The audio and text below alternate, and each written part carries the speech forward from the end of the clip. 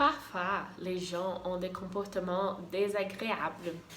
Les gens sont vraiment casse-pieds, oui, chiants. Et on ne sait pas quoi dire. Il y a plusieurs manières différentes de dire les qualités et les défauts des gens. Donc, vous allez voir une grande liste des gens désagréables.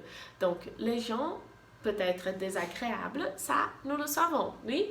Mais les gens peuvent être aussi arrogants, xénophobes, indiscrets, macho. Macho, c'est très mauvais dans ces moments de notre société. C'est très mal vu, oui, les machos. Mais d'un autre côté, ça fait très partie de notre nation. Ici au Brésil, nous avons beaucoup de machos. Les hommes sont machos dans notre famille, probablement au lieu de notre travail. Oui? Et qu'est-ce qu'on peut dire pour quelqu'un qui est comme ça? Comment on peut dire que quelqu'un est arrogant sans dire tu es arrogante? Sans dire ça, comment on va le dire d'une manière différente?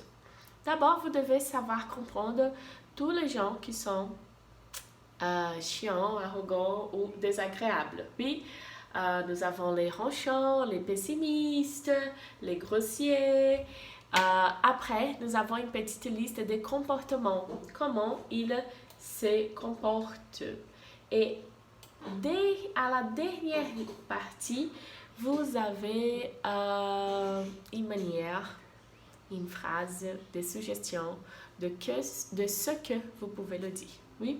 Donc, au lieu de dire que quelqu'un est raciste, qui c'est très mauvaise, ça, oui, ou xénophobe, vous pouvez dire tu ne serais pas un peu raciste, tu ne serais pas un peu trop raciste dans ce cas.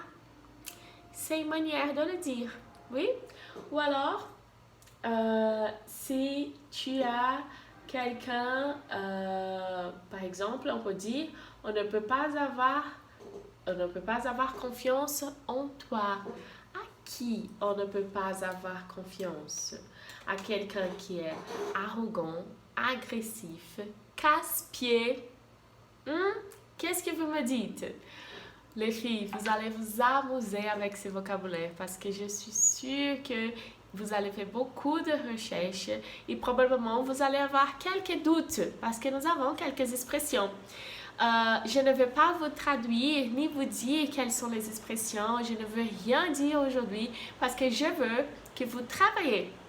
Donc, je vous vois à la prochaine classe avec tous vos doutes. Je m'amuse déjà en imaginant ce que vous allez penser. Par exemple, qu'est-ce que c'est un casse-pied? Au revoir les filles, à la prochaine.